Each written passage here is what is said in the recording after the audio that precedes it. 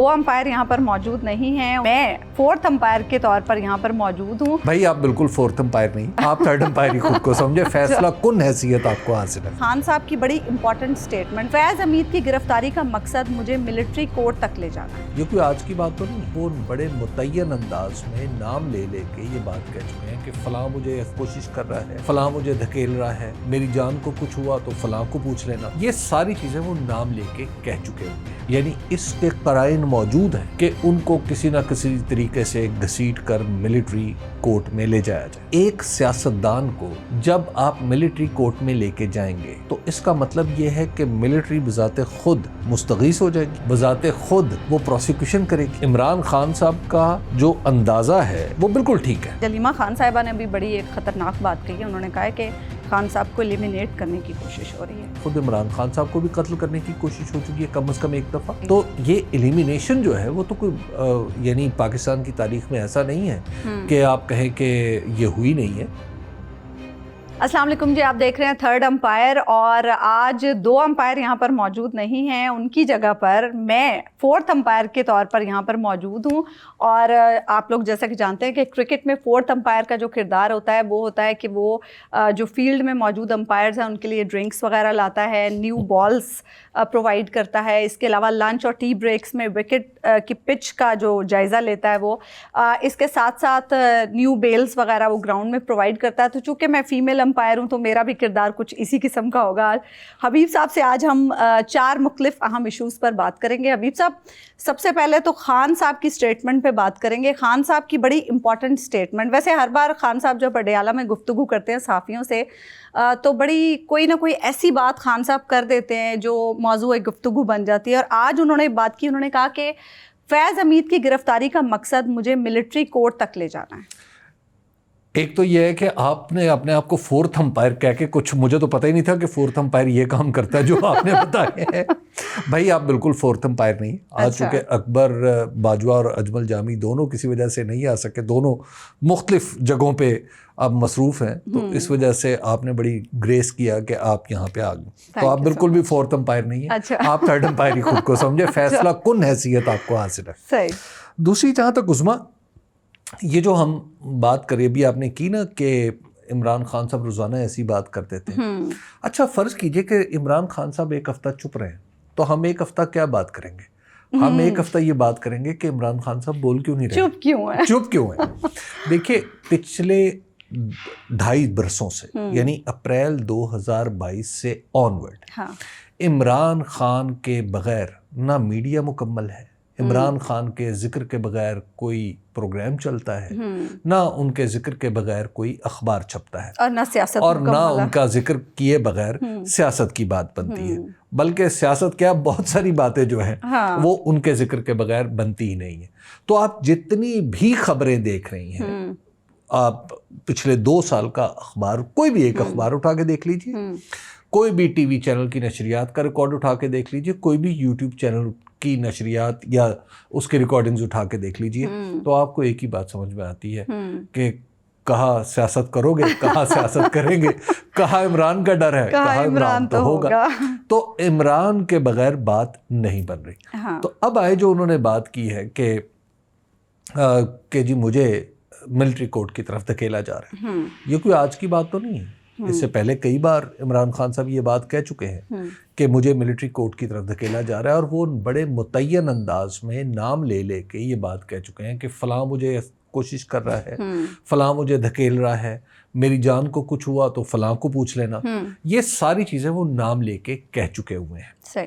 اب جو معاملہ یہ ہے کہ جو جنرل فیض کی گرفتاری ہے, جنرل فیض کی گرفتاری کو اگر آپ دیکھیں تو اس پہ مجھے ایاز امیر صاحب کا ایک بڑا اچھا کالم یاد ہے. انہوں نے جب ایاز امیر صاحب گرفتار ہوئے تو انہوں نے ایک وجہ آپ کو یاد ہے, پریس ریلیز میں یہ بھی آئی تھی کہ انہوں نے ٹاپ سٹی کے مالک کو اٹھایا یا ہراساں کیا.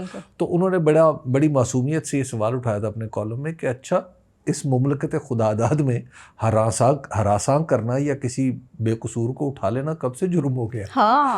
ٹھیک ہے نا. اچھا اس میں حبیب صاحب آپ کی بات سے مجھے آج میں یہ سوچ رہی تھی جب اون کھوسا کے آنے کی خبر ملی سوشل میڈیا سے کہ وہ گھر پہنچ گئے ہیں, تو میں نے دل میں سوچا کہ چلو یہ بھی ایک خوشائن بات ہے کہ اٹھائے جانے والے 3 4 5 دنوں کے بعد 7 دنوں کے بعد بالآخر چلو گھر آ تو رہے ہیں واپس. ایسا تو نہیں ہے کہ مستقل ہی غائب ہو گئے, کوئی ایسا پتہ ہی نہیں. آپ ہماری توقعات کی سطح کا اندازہ لگائیں کہ ایکسپیکٹیشن لیول ہمارا کتنا گر چکا ہے کہ ہمیں صرف یہی بات ہے کہ ہمیں زندہ رہنے دیا جا رہا ہے. ٹھیک ہے, ہم اسی بات پہ خوش ہیں, یہی بلیسنگ ہے ہمارے لیے, یہی بلیسنگ ہے. تو بہرحال یہ خیر دیکھیے, جو عمران خان صاحب نے جو کچھ کہا ہے کہ ان کے لیے کوششیں ہو رہی ہیں, یہ کچھ ایسی دور ازکار بات نہیں ہے. اچھا, یعنی اس کے قرائن موجود ہیں کہ ان کو کسی نہ کسی طریقے سے گھسیٹ کر ملٹری کورٹ میں لے جایا جائے. اب یہاں پہ ایک پرابلم ہے.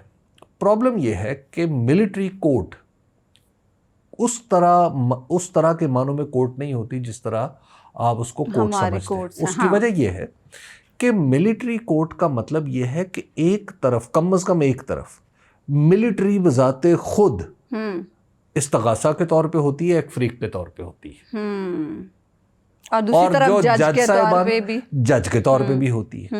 ٹھیک ہے, الزام لگانے والی بھی خود ملٹری ہوتی ہے, اور جج صاحب بھی فیصلہ کرنے والی ملٹری کے ہوتے ہیں. دوسری طرف جو ہوتا ہے, جو ڈیفینس جسے کہتے ہیں, وہ کوئی بھی ہو سکتا ہے. اب ایک سیاستدان کو جب آپ ملٹری کورٹ میں لے کے جائیں گے تو اس کا مطلب یہ ہے کہ ملٹری بذات خود مستغیث ہو جائے گی, بذات خود وہ پروسیکیوشن کرے گی. جی. اچھا, پاکستان کی تاریخ کو اگر مد نظر رکھا جائے تو مجھے یہ کام کچھ مشکل نظر آتا ہے. ہونے کو تو کچھ بھی ہو سکتا ہے, کیونکہ جو کچھ ہو رہا ہے پاکستان میں اس سے پہلے نہیں ہوا, تو ہوتا ہی چلا جاتا ہے, غیر معمولی چیزیں ہو رہی ہیں.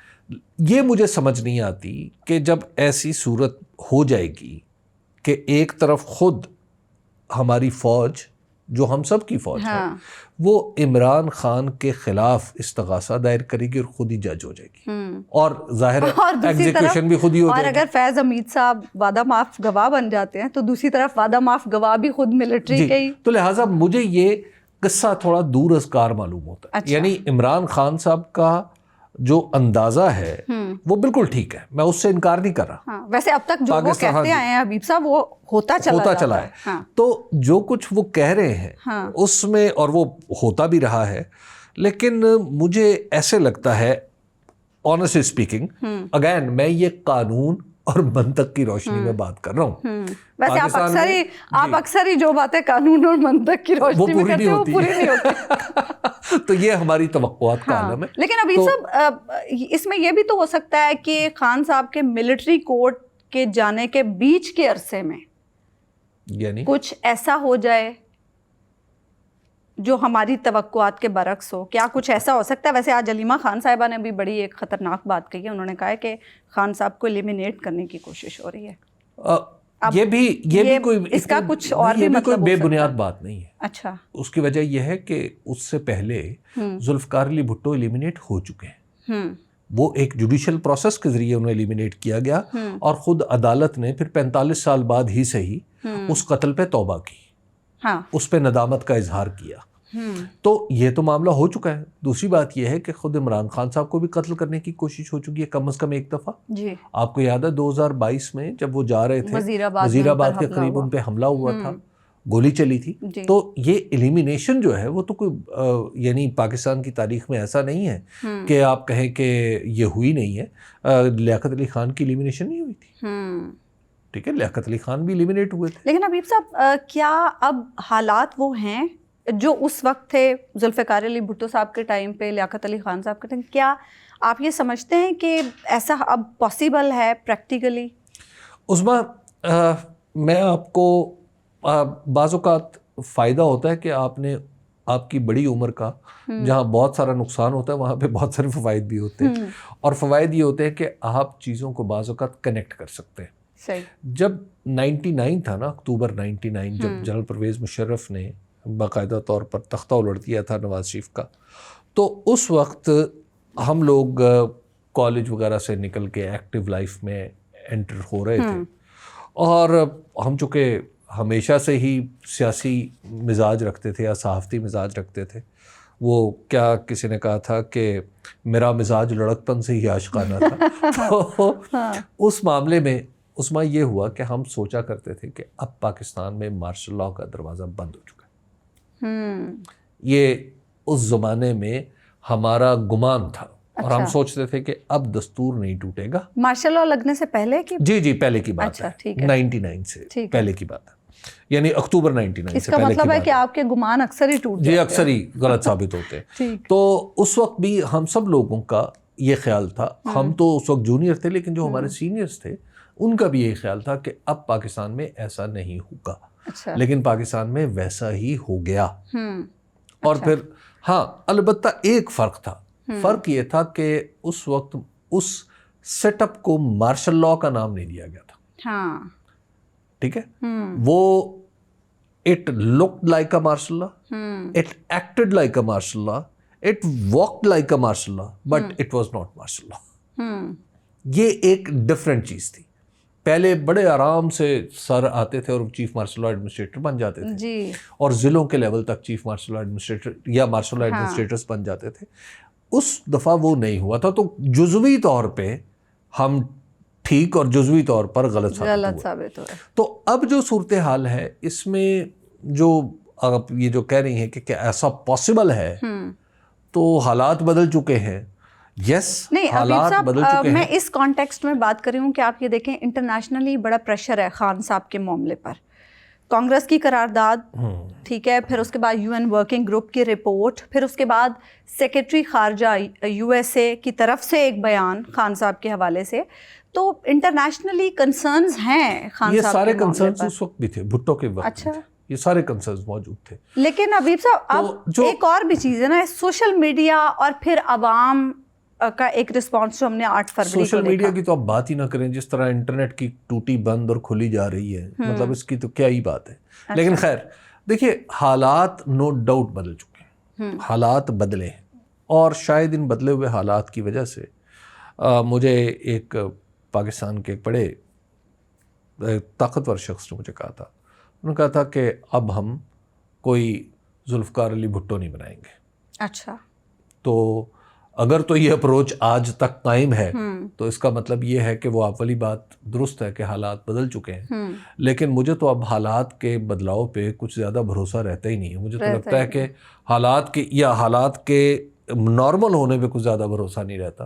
ایک ہنگامے پہ موقوف ہے گھر کی رونق. ہاں اچھا, ہنگامہ تو ابھی سب چل رہا ہے. ہم دیکھ رہے ہیں ہماری جو عدلیہ ہے اس میں بھی مسلسل مجھے تو کوئی ہنگامی کیفیت ہی نظر آ رہی ہے. کہیں ججز کے آپس میں اختلافات ہیں, کہیں فیصلوں کو لے کر کوئی معاملات ہیں. آج کی آپ صورتحال دیکھ لیں, 190 ملین پاؤنڈ میں عدالت اسلام آباد ہائی کورٹ کو نے روک دیا ٹرائل کورٹ کو فیصلہ سنانے سے, اور سپریم کورٹ نے روک دیا اسلام آباد ہائی کورٹ کو آڈیو لیکس والے معاملے پہ مزید کارروائی کرنے سے, اور جو اس کا پچھلا فیصلہ تھا اسے بھی معطل کر دیا. یہ چل کیا رہا ہے؟ اچھا اگین جہاں سے ہم نے بات شروع کی تھی, آپ نے کہا تھا نا کہ عمران خان صاحب بولتے ہیں اور بات شروع ہو جاتی ہے. یہ دونوں معاملات بھی پریکٹیکلی تو عمران خان سے متعلق ہے. بالکل. تو دیکھیے ورنہ تو عدالتوں میں یہ معمول کی بات ہے نا کہ جو ہائی کورٹس ہیں وہ اپنے لوور کورٹس کو کہتی ہیں کہ فیصلہ سنا دو, فیصلہ روک دو, ٹرائل میں یہ کرنا ہے, وہ کرنا ہے, جلدی کر دو. یہ ساری چیز تو روٹین کی بات ہے نا. لیکن خبر اس لیے ہے کہ وہاں پہ 190 ملین پاؤنڈ میں عمران خان اور بشرا بیگم ہے.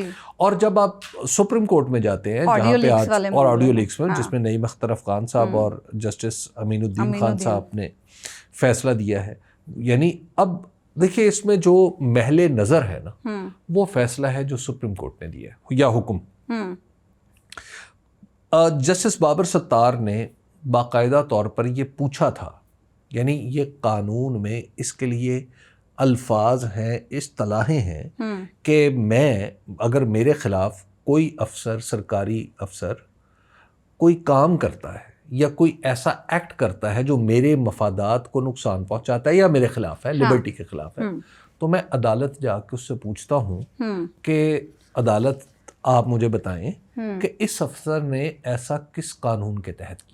بالکل, ہاں ٹھیک ہے نا.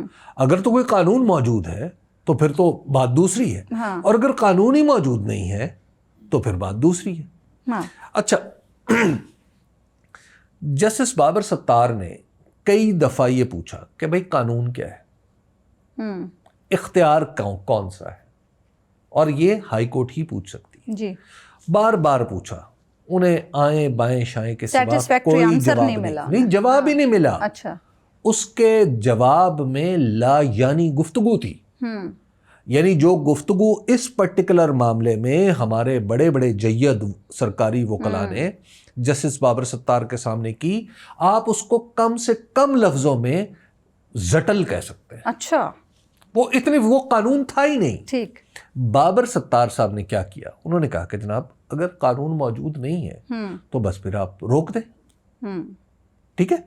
جب روک دیا تو اب بابر ستار نے روکا. دیکھنا ہوگا ابھی صاحب کہ روکا ہے بھی کہ نہیں, وہ تو الگ, پھر تو جرم یہ بھی دیکھنا ہوگا. نہیں, پھر تو جرم اور توہین عدالت ہو جائے گا, وہ تو اگلی بات ہوگی نا.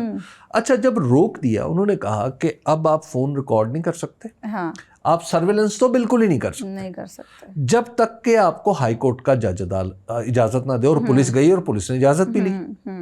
اچھا, انہوں نے کمپنیز کو روکا, جو سیل کمپنیز ہیں ان کو روکا. پھر حکومت نے ایک وہ نوٹیفیکیشن جاری کیا جی 18ویں گریڈ کا یا 17ویں گریڈ کا کوئی آدمی جو ہے, وہ 18ویں گریڈ کا کوئی آدمی, وہ اگر منظوری دے تو بات ہو سکتی ہے, سرویلنس بھی وغیرہ وغیرہ بھی ہو سکتا ہے. اگین یہ قانون نہیں تھا, یہ تو آپ کو باقاعدہ کوئی طریقہ کار ہونا چاہیے نا کہ آخر کیوں عظما نعمان کا فون ٹیپ کیا جائے. ہاں, وجہ ہونی چاہیے, کوئی وجہ ہونی چاہیے نا. یا حبیب اکرم کا فون کیوں ٹیپ کیا جائے. ہاں, ایسی کون سی ملک دشمن سرگرمیوں میں ملوث ہے, پہلے تو کوئی معقول وجہ ہونی چاہیے نا. اس پہ کوئی میجسٹریٹ ہو, یا چلیے میجسٹریٹ نہیں ہے, مطلب میجسٹریٹ سے اوپر کا کوئی افسر ہو جو ایک تھرڈ پارٹی ہو جو میرے حقوق کا تحفظ کرے. وہ مجھے بلاتی نہیں ہے, بعض اوقات انکوائری سٹیج پہ ہے, مجھے نہ بلائیں, لیکن اس کو تو پتا ہو.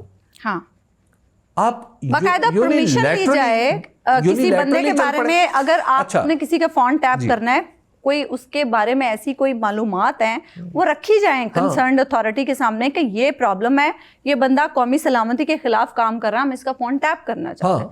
ہر کسی کا تو آپ ٹیپ نہیں کر سکتے, ہر کسی کا تو ٹیپ نہیں کر سکتے نا. اچھا, اب کیا ہوا کہ ہماری سپریم کورٹ میں جو دونوں جج صاحبان ہیں, یہ جج صاحبان مجھے نہایت ادب کے ساتھ یہ کہنے کی اجازت دیجیے کہ یہ دونوں جج صاحبان بھی دراصل عدالت میں ایک خاص گروپ کا حصہ, کیونکہ عدالت میں گروپنگ ہے نا. اختلافی نوٹ انہوں نے لکھا تھا نا. نہیں, گروپنگ ہے عدالت میں, باقاعدہ گروپنگ ہے.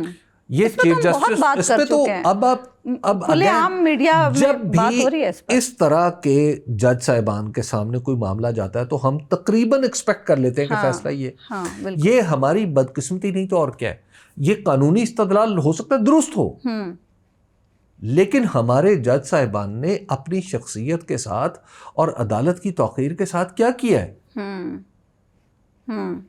تو اب جو ہے ان جج صاحبان نے جو کام کیا ہے, اب اس فیصلے پہ تو بات ہونی چاہیے نا. ان کا استدلال ظاہر قانونی ہوگا, کوئی دستوری ہوگا, لیکن ہمیں یہ تو دیکھنا ہے کہ اس سے کیا ہوا ہے. انہوں نے جو جسٹس بابر ستار نے میرے آپ کے اس ملک کے 25 کروڑ لوگوں کے پرائیویسی کا حق محفوظ کیا تھا, سپریم کورٹ نے آج کہا ہے نہیں. سپریم کورٹ کے 2 جج صاحبان نے کہا ہے نہیں. اصولی طور پہ اگر یہ 2 جج صاحبان اس نتیجے پہ پہنچے تھے تو اس فیصلے کو انہیں لوٹانا چاہیے تھا اس 3 رکنی کمیٹی کے پاس جو چیف جسٹس کی سربراہی میں کام کرتی. بالکل. اس کے اوپر ایک بڑا بینچ بنتا جس میں 8-10 لوگ ہوتے. آپ لوگوں کی پرائیویسی کا اس طرح مذاق اڑا سکتے ہیں. اتنا آپ نے اس کیس کو نان سیریس اتنا آپ نے لکھا, اور آپ ماشاءاللہ جو بینچ سے جو ریمارکس آ رہے ہیں, اچھا جی ہو سکتا ہے خود ریکارڈ کیا ہو. ہاں, ہو سکتا ہے اسی شخص نے جاری کیا. مطلب اب آپ ذرا تصور کریں نا کہ خود مقتول گرا تھا خنجر کے اوپر. اچھا, لیکن حبیب صاحب مجھے آپ کی باتوں میں ایک اور چیز کا خیال آ رہا ہے. وہ 6 ججز نے جو خط لکھا تھا اس معاملے پر تو عدالت نے کوئی پھرتی نہیں دکھائی, اس پر تو کچھ نہیں ہوا. انفارچونیٹلی بڑا عرصہ ہو گیا ہم نے کوئی اس پہ سنا نہیں کہ اس پہ کوئی سماعت ہو رہی ہے. ہماری بدقسمتی ہے نا, یہ ہماری بدقسمتی ہے کہ جب اتنا بڑا یعنی ایک عدالت میں اتفاق رائے نظر آیا ہمیں, اور وہی معاملہ جب ہماری سپریم کورٹ میں پہنچا تو عجیب و غریب ہو گیا. اب وہاں پہ اصل کام جو ہے وہ تو چیف جسٹس جناب جسٹس قاضی فائز عیسیٰ کا ہے نا. اب جسٹس قاضی فائز عیسیٰ جو ہے وہ ایسا لگتا ہے, یعنی تاثر ایسا بن گیا ہے کہ جیسے شاید وہ اس 6 ججوں کے لکھے ہوئے خط سے نہ تو وہ مطمئن ہے اور نہ انہوں نے اس کو پسند کیا ہے. تو میں کبھی سوچتا ہوں کہ آج اب ہم جب کہ بات کر رہے ہیں 2 مہینے تقریباً پلس مائنس رہ گئے ہیں چیف جسٹس جناب جسٹس قاضی فائز عیسیٰ کی ریٹائرمنٹ. God knows. اچھا چلیے ہم تو آج تک کی بات کر رہے ہیں, آج تک کے حساب سے. تو یہاں پہ لاہور میں ایک سڑک ہے, وہ اس کا نام ہے قاضی محمد عیسیٰ روڈ. ٹھیک ہے, یہ وہ میں کئی دفعہ وہاں سے گزرتا ہوں تو میں اس بورڈ کو دیکھتا ہوں اور دیکھتا ہوں کہ جس شخصیت کے نام پہ یہ سڑک ہے اس شخصیت کا صاحبزادہ آج جسٹس ہے اور چیف جسٹس آف پاکستان ہے. قاضی فائز عیسیٰ کی لیگیسی کیا ایسی کوئی سڑک بنوائے گی جس پر لوگ چلتے ہوئے یاد کریں کہ یہ قاضی صاحب نے اپنی تمناؤں کا خون کر کے, اپنی اندر سے پسند اور ناپسند کو صفر کر کے, قانون کا درست استدلال کر کے, تمام دباؤ کو نظر انداز کر کے, دباؤ باہر سے نہیں ہوتا, دباؤ تو اندر سے ہوتا ہے, اندر سے ہوتا ہے, اس اندر کے دباؤ کو, اپنی اندر کی نفرتوں کو, محبتوں کو الگ کر کے یہ شاہراہ بنوائی تھی جس پہ آج چلتے ہوئے لوگوں کو انصاف ملتا ہے. کیا ایسی کوئی سڑک ہوگی؟ اگر آپ گمان کر رہے ہیں حبیب صاحب. لیکن کوئی بات نہیں, توقع تو اچھی رکھنی چاہیے نا. ہاں. اچھا, بابر ستار صاحب ان 6 ججز میں شامل ہیں جنہوں نے خط لکھا تھا. جو میں بات نہیں کہنا چاہ رہا تھا وہ آپ نے کہہ دیا. انہیں تو انصاف نہیں مل سکا ابھی تک اپنے ہی ساتھی ججز سے. دیکھیے لیکن ان کے کیے ہوئے فیصلوں کو روک کر معاملات کو آگے ایک بات آپ کو بتاؤں, ایک جج کے سامنے سینکڑوں ہزاروں مقدمے آتے ہیں. جو جج کو جو چیز زندہ رکھتی ہے نا وہ اس کا کوئی ایک مقدمہ ہوتا ہے. ہاں. اور وہ مقدمہ وہ ہوتا ہے جب سٹیک پہ اس کی ذات ہو, اس کی پسند ناپسند ہو, اس کی ضد اور انا ہو, اس کی محبت یا نفرت ہو, اس کا کوئی دوست ہو اور اس کا کوئی دشمن ہو. اس وقت اگر وہ انصاف کے راستے پر چلتا ہے نا وہ منصف کہلاتا ہے. باقی 10 طرح کے مقدمے اے اور بی کے درمیان, بی اور سی کے درمیان یہ چلتے رہتے ہیں, ان سے کوئی جج بڑا جج نہیں بنتا. ٹھیک ہے. اچھا حبیب صاحب, اگین پھر آپ کہیں گے کہ کوئی بھی بات عمران خان کے بغیر مکمل نہیں ہوتی. آکسفورڈ یونیورسٹی کے چانسلر کا انتخاب خان صاحب نے درخواست دے دی ہے. بڑے بڑے نام ہیں ویسے ان کے مقابلے پہ. وہ ایک 50-50 ایک ہمارے بچپن میں ایک ٹی وی پہ آیا کرتا تھا تو اسکٹس کا پروگرام تھا, تو اس میں ایک پاپ سنگر کو بلاتے ہیں, یا شاید وہ تھے یا شاید انور مقصود کا کوئی پروگرام تھا, اب میں اس کو مکس کروں. تو اس میں جمشید انصاری صاحب بہت ایکٹر ہوا کرتے تھے اور مزاحیہ اداکاری کرتے تھے. تو وہ ایک پاپ سنگر کی صورت میں اس کے بہروپ میں آتے ہیں, اس کریکٹر میں. اچھا. تو جو ان کے مقابلے پہ ایک کلاسیکل سنگر ہوتے ہیں. اچھا. وہ بھی اسی طرح کے ایک فنی کریکٹر ہے. تو کلاسیکل سنگر میزبان کو کہتا ہے کہ میزبان صاحب آپ ان کو کہیے کہ یہ ہلے بغیر گانا سنا دیں. اچھا. پاپ سنگر جو ہے, تو پاپ سنگر ظاہر ہے ہلکا ہلکا ناچتے ہیں, تو وہ پاپ سنگر اپنے آپ کو بڑا کنٹرول کرتا ہے, بہت کچھ کوشش کرتا ہے کہ میں اس کے بغیر گانا سناؤں, لیکن الٹیمیٹلی ناچنا شروع کر دیتا ہے گاتے ہوئے. تو دیکھیے ہمارے ہاں بھی پرابلم یہ ہے کہ صحافت اور سیاست میں ہم جتنی مرضی کوشش کر لیں کہ اس عمران خان صاحب کا نام نہ آئے, لیکن اب کیا کریں. آپ تو صحافت اور سیاست کی بات کریں حبیب صاحب, اب تو انٹرٹینمنٹ انڈسٹری میں بھی عمران خان صاحب کا نام چل رہا ہے. آپ ٹی وی ڈراماز میں دیکھ لیں, کہیں نہ کہیں کوئی نہ کوئی ایسی بات جو P T I Imran Khan صاحب سے جڑی ہے وہ چل رہی ہے. اور ابھی جو یوٹیوبر وہ جو آن کھوسا صاحب جو ہے وہ کیا کر رہے تھے؟ وہ تو انٹرٹینمنٹ کے آدمی تھے نا. وہ کون سی وہ سیاست پہ بات کر رہے تھے یا کون سی وہ کوئی اور بات کر رہے تھے؟ وہ بیچارہ وہ جو نقدہ کوکا والے صاحب ملکو یس. ہاں تو انہیں بھی تو مصیبت پڑ گئی تھی نا. تو اچھا اب آپ یہ بتائیں نا, چانسلر والا جو معاملہ ہے, خان صاحب اگر منتخب ہو جاتے ہیں تو کیا ہوگا؟ What next? دیکھیے عمران خان صاحب نے یہ جو بیٹ کیا ہے یہ کوئی ایسے ویسے تو نہیں کیا ہوگا. مطلب ایسا تو نہیں ہے نا کہ الیکشن ہو رہا ہے تو چلو الیکشن لڑ لیتے. ہاں چلو 8 فروری کے الیکشن میں تو میں نہیں تھا, ہاں تو چلو یہی الیکشن صحیح. لیتے ہیں. ہاں ٹھیک ہے نا, اس سے پہلے کچھ سوچا سمجھا ہوگا, ٹھیک ہے نا, غور و فکر کیا ہوگا, اس کے پروز اینڈ کونس پہ غور کیا ہوگا, کیونکہ وہاں پہ کوئی حلقہ تو نہیں ہے. نہیں. اچھا کوئی سنگل نیشنلٹی بھی نہیں ہے, ٹھیک ہے نا. وہاں کا سٹاف جو ہے وہ بھی ملٹی نیشنل ٹائپ ہے, یعنی پوری دنیا سے ملٹی کلچرل بیک گراؤنڈ کے لوگ وہاں پہ ہیں. ہر کام میرٹ پہ ہوتا ہے, ٹھیک ہے, ہر کام میرٹ پہ ہوتا ہے, سفارش نہیں چلتی. پڑھنے والے لوگ بھی طرح طرح کے ہیں, ہاں ہر مختلف ملکوں سے. میں آکسفورڈ میں گیا تو مجھے تو خیر یونیورسٹی میں پڑھنے کا موقع نہیں ملا کسی بھی, لیکن بہرحال آکسفورڈ قصبے میں جانے کا اتفاق ہوا. آپ اپنے آپ میں ایک یونیورسٹی میں بھی صاحب جن سے ہم جیسے لوگ سیکھتے ہیں پلیز. تو خیر تو میں جب وہاں پہ گیا تو آکسفورڈ میں میں نے دیکھا کہ میں ڈھونڈ رہا تھا کہ یہاں کے جو مقامی باشندے ہیں وہ کون ہیں. وہاں پہ انڈینز بہت کم, پاکستانی, چائنیز, باہر اور دنیا کی کئی ایسی شکلیں اور ایسے لوگ جو میں نے اپنی زندگی میں کم ہی دیکھے ہیں, وہ وہاں پہ آپ کو نظر آتے ہیں. تو اور وہاں پہ جو کچھ چل رہا تھا کہ ایک طرف ایک نوجوان جو خاتون تھی وہ وائلن بجا رہی تھی, اور کسی چوک میں کوئی کتابیں بیچ رہا تھا, اور کسی چوک میں کوئی ساز بجا رہا تھا. تو ڈائیورسٹی جو تھی وہ وہاں کی پہچان ہے. اور تعلیم, اعلیٰ تعلیم. اب آپ ذرا تصور کیجئے کہ اتنے ملٹی کلچرل اور ڈائیورس ووٹروں سے آپ نے ووٹ لینے ہیں, ٹھیک ہے. اب وہاں پہ پاکستانی تو بہت تھوڑے ہیں. اچھا ووٹ ڈالنے والے کون ہیں؟ ووٹ ڈالنے والے جو سابق ہیں اسٹوڈنٹس, جو ملازمین ہیں, اور ان کے کانگریگیشن کے جو ممبرس رہے.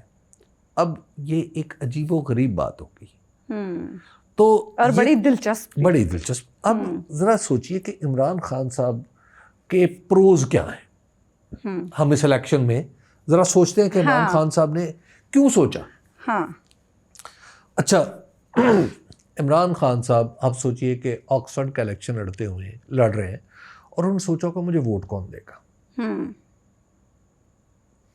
بالکل تو بنیادی بات ہے نا. اور شاید وہاں پہ انڈینز کی تعداد زیادہ ہوگی یا گوروں کی تعداد زیادہ. اچھا ویسے انڈینز تو پسند کرتے ہیں عمران خان. چلیے وہ تو ایک اگلا کرکٹر. ہاں عمران خان کی جو اچھا وہاں پہ بنگلہ دیشی بھی ہوں گے, بہت ساری نیشنلٹیز ہوں گی نا. اچھا جی میں صرف اس کی بات کر رہا ہوں کہ جہاں پہ عمران خان جانے پہچانے جاتے ہیں. ٹھیک ہے جی. ہاں سبھی تو نہیں پہچانتے ہوں گے نا. اچھا امریکہ تو نہیں ہوگا نا, امریکن بہت کم اسٹوڈنٹس ہوتے ہیں آکسفورڈ میں. اب انہوں نے سوچا ہوگا کہ یہ تو ہمیشہ گورے بنتے رہے ہیں, تو ایک پہلا پاکستانی, یہ ان کے ذہن میں خیال آیا ہوگا. تو انہوں نے اسٹرینتھ اپنی کیا سوچی ہوگی, ٹھیک ہے نا, کہ میری اسٹرینتھ کیا ہے. ان کی اسٹرینتھ یہ ہے کہ وہ بریڈفورڈ یونیورسٹی کے چانسلر رہ چکے, جی وائس چانسلر رہ چکے 10 سال. اچھا اب نہیں چانسلر, وائس چانسلر اور چانسلر تو ایک سیریمونیل ہوتا ہے نا. اچھا ہاں یس. اچھا اس کے بعد انہوں نے سوچا ہوگا کہ میں کرکٹر ہوں, اور انگلینڈ اور آکسفورڈ میں آکسفورڈ کی کرکٹ ٹیم کا میں کپتان بھی رہا ہوں. اچھا ہاں ٹھیک ہے. اچھا پھر لیکن جس ٹائم میں وہ رہے ہوں گے وہ لوگ اب ظاہر ہے وہ نہیں, لیکن وہ تاریخ آکسفورڈ تو وہی ہے نا. ٹھیک ہے میں آکسفورڈ کا وہ بھی رہا ہوں, کپتان بھی رہا ہوں. پھر آکسفورڈ جو بوسٹ کرتی ہے, آکسفورڈ کا فخر ہے کہ اس نے بہت سارے وزرائے اعظم, سربراہان مملکت پیدا کیے ہیں, تو میں وہ بھی ہوں. اچھا آکسفورڈ ہمیشہ ڈیموکریسی کو سپورٹ کرتا, تو میں تو ڈیموکریسی کے لیے لڑ رہا ہوں. آکسفورڈ رول آف لا کو سپورٹ کرتا ہے, میں رول آف لا کے لیے لڑ رہا ہوں. آکسفورڈ ضمیر کی آواز ضمیر کے تابع ہو کے بات کرنے کو سپورٹ کرتا ہے. لوگ عمران خان کے بارے میں بھی یہی رائے رکھتے ہیں کہ وہ اپنے ضمیر کے تابع یہ بات کریں. صحیح. اچھا پھر آپ ذرا سوچئے کہ ان کی دوسری اسٹرینتھ کیا ہے. دوسری اسٹرینتھ ان کی سابقہ فیملی اور موجودہ بچے. یس. جمائمہ خان پہ آپ جمائمہ خان اگرچہ الگ ہو چکی لیکن بعض اوقات میں سوچتا ہوں کہ وفا کا یہ بھی ایک انوکھا ہی انداز ہے. ہم ہمیشہ کہتے ہیں کہ وفا مشرق میں ہوتی ہے لیکن یہاں ہمیں مغرب میں وفا کا یہ بھی ایک انوکھا ہی انداز ہے جو جمائمہ نے اختیار کیا. No doubt. اچھا پھر ان کے بچے قاسم اور سلیمان. جی. اچھا اب یہ لوگ کیا کر رہے ہوں گے. ٹھیک ہے. ویسے جمائمہ عمران خان کے ساتھ ہر جگہ پر کھڑی رہی ہیں. پھر وہاں پہ پاکستانی ڈیاسپورا جو وہاں پہ لوگ ہیں پاکستانی وہ کیا سوچ رہے ہوں گے. ٹھیک ہے. اور پھر جو لوگ ہیں آکسفورڈ کے, آپ ذرا دیکھیے کہ آکسفورڈ کے لوگ اگر کسی کو بھی بنا لیتے ہیں اپنا چانسلر تو آپ کو ان سے پہلے کسی چانسلر کا نام بھی یاد نہیں. ہاں بالکل. ٹھیک ہے نا. یس. اچھا اور ایک وہ شخص جو جیل میں پڑا ہے یس اور الیکشن لڑ کے وہ چانسلر بن جاتا ہے تو خود آکسفورڈ دنیا بھر کی خبروں میں نہیں آ جائے گا. بالکل آ جائے گا. بالکل آ جائے گا. مجھے آپ کی ایک بات یاد آ رہی ہے حبیب صاحب. آپ نے کہا کہ پچھلے 50 سالوں میں کہیں نہ کہیں کوئی نہ کوئی دنیا کا ایسا میگزین, کوئی نہ کوئی ایسا اخبار, ایسا مطلب ہم کہہ سکتے ہیں کہ کہیں نہ کہیں کوئی نہ کوئی ایسا اخبار, ایسا میگزین ہے جس میں عمران خان کا ذکر چھپا ہوگا. جی. کسی نہ کسی صورت ہر روز. ہاں. پچھلے 50 سال سے ایسا کوئی اخبار ہاں ایسا کوئی نہیں ہے. تو پھر ڈیفینیٹلی جب عمران خان آکسفورڈ کے چانسلر بنیں گے, اگر بن گئے, ہاں اب الیکشن ہے نا, تو یہ دنیا بھر میں ایک بہت بڑی خبر ہوگی. ہاں. اور پاکستان کا کتنا بڑا اعزاز ہوگا ہے نا کہ ایک پاکستانی کتنا بڑا اعزاز ہوگا کہ ہم آکسفورڈ کے چانسلر کو ملٹری کورٹ میں ٹرائل کے لیے لے جانا چاہتے ہیں. دیکھیے آپ کتنا بڑا اعزاز. ہاں. اچھا اور آپ ذرا اپنی حکومت کا بھی اندازہ لگائیے. عمران خان کیا آئے کر رہے ہیں وہاں پہ؟ وہ کسی انڈین شہری کے طور پہ جا رہے ہیں, پاکستانی شہری کے طور پہ جا رہے ہیں نا کہ میں نے آکسفورڈ سے پڑھا ہوں. اچھا وہ وہاں جا رہے ہیں. اچھا اس کے مقابلے میں ہم کیا کریں؟ ہماری حکومت کا ذرا آفرین اس پہ ذرا کہیے. دن رات پریس کانفرنسز ہو رہی ہیں. آپ کہہ رہے ہیں کہ رؤف حسن کے کرن تھاپر سے تعلقات ہیں تو یہ بھارتی لابی سے تعلق. یس. ہاں. یعنی آپ ذرا ملاحظہ فرمائیے, دشمن ایجنڈا فرق آپ ذرا ملاحظہ فرمائیں کہ وہ ایک طرف کیا ہو رہا ہے, آکسفورڈ کی بات ہو رہی ہے, اس کے چانسلر کے الیکشن لڑنے کی بات ہو رہی ہے, اور اس طرف کیا ہو رہا ہے جی رؤف حسن صاحب نے کرن تھاپر کو میسیجز کیے تھے اور ایکسپرٹس بڑے پریشان ہیں. ایکسپرٹس بڑے الارمڈ ہو گئے. میں وہ ایکسپرٹس ڈھونڈ رہا ہوں وہ کون سے ایکسپرٹس ہیں, کیونکہ میں نے ویب سائٹ دیکھی, سرکاری ویب سائٹ پہ یہ خبر دیکھی ہے, اس میں ایکسپرٹس کا نام ہی نہیں ہے. مطلب اب آپ ذرا دیکھیں نا کہ ہمارا, آپ ذرا فرق دیکھیں موجودہ حکومت کا اور عمران خان کا. یعنی آپ اچھا ویسے فرق کافی ہے. آپ فرق کی بات کریں, ابھی ایکسپرٹس کی بات کر رہے تھے. پچھلے کچھ دنوں سے میں ایک چیز نوٹس کر رہی تھی کہ مسلسل اب یہ جو ایشو چل رہا ہے فیض حمید صاحب والا اور اس کے ذیل میں جو معاملات چل رہے ہیں, عطا تارڑ صاحب ہی آتے ہیں, پریس کانفرنس کرتے ہیں اور چلے جاتے ہیں. محسن نقوی صاحب کدھر ہیں؟ وہ کیوں نہیں نظر آ رہے؟ وہ کدھر غائب ہیں؟ مطلب بطور وزیر داخلہ کوئی چیز تو ان کی طرف سے بھی آنی چاہیے. اب پہلے ہم دیکھا کرتے تھے ہمارے وزیر داخلہ جو پہلے کبھی ہوا کرتے تھے وہ تو ہر موقع پہ آ کے کوئی نہ کوئی بات کرتے ہیں. محسن نقوی صاحب دوروں کے علاوہ کیا کرتے ہیں؟ آپ نے نا محسن نقوی کا ذکر کر کے نا میرا خیال ہے اس پروگرام کی کوالٹی کچھ نیچے کر دی. اچھا. ہاں نہیں میں نے تو ایک سوال مطلب ان کی حیثیت کیا ہے. اچھا مطلب ہم یہاں پہ ہم جرنلسٹ ہیں نا, ہمیں ان لوگوں کی بات کرنی ہے یا ان واقعات کی بات کرنی ہے جن کی کوئی حیثیت ہوتی ہے. اچھا ٹھیک ہے. کوئی آدمی کسی کا واقف کار ہے اور اس بنیاد پہ وہ کچھ ہو گیا ہے تو ہم اس کی حیثیت کو بھی تسلیم کر لیں. چلیں ہم پروگرام کی کوالٹی کو اوپر لے آتے ہیں, آپ خان صاحب کی بات کریں. ہاں. اچھا تو دیکھیے یہ جو اب خان صاحب وہاں پہ الیکشن جیت جاتے ہیں، فرض کیا تو آپ ذرا سوچئے کہ پاکستان کے لیے اعزاز بھی ہوگا اور پاکستان کے لیے کتنی پریشانی ہوگی. ہاں پریشانی تو ہوگی، کیونکہ پاکستان نے انہیں پکڑ کے بھی تو رکھنا ہے نا. وہ تو جانا ہی نہیں چاہتے نا حبیب صاحب، وہ کہہ رہے میں جیل میں زندگی گزار لوں گا لیکن میں ملک سے باہر نہیں جاؤں گا.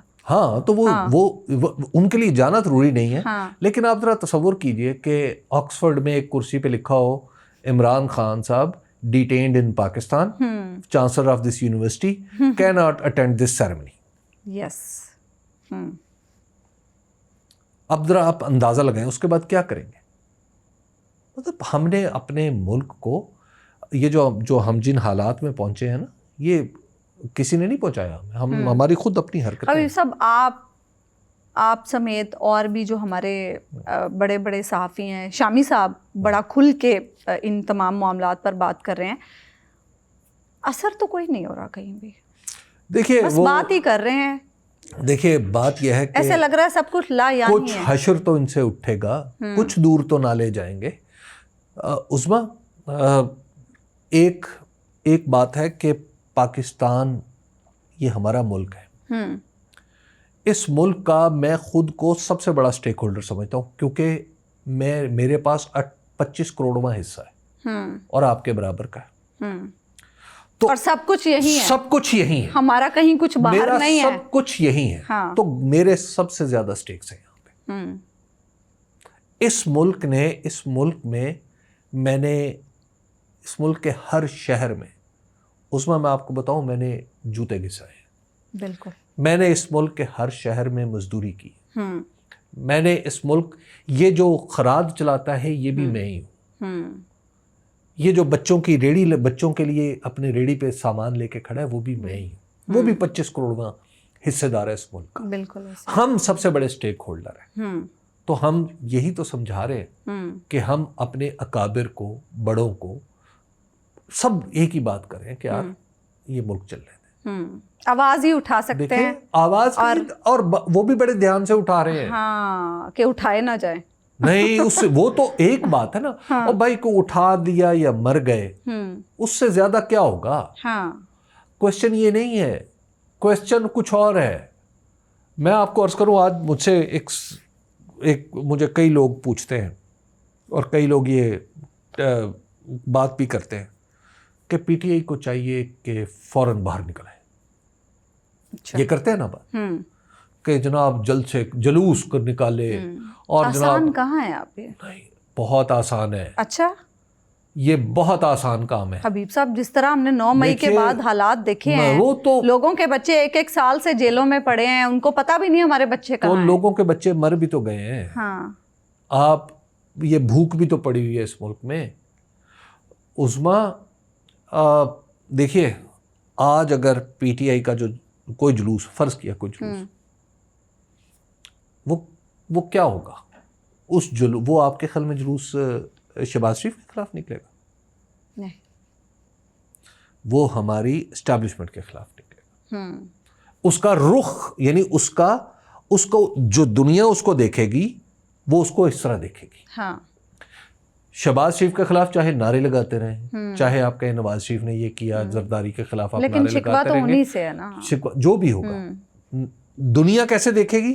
دنیا دیکھے گی کہ اچھا. نہیں، میں بھی یہی بات کر رہی ہوں کہ شکوہ تو اسٹیبلشمنٹ سے ہی ہے نا. آپ کو اس بات پہ خوش ہونا چاہیے کہ یہ بیچ میں عمران خان کھڑا ہوا ہے.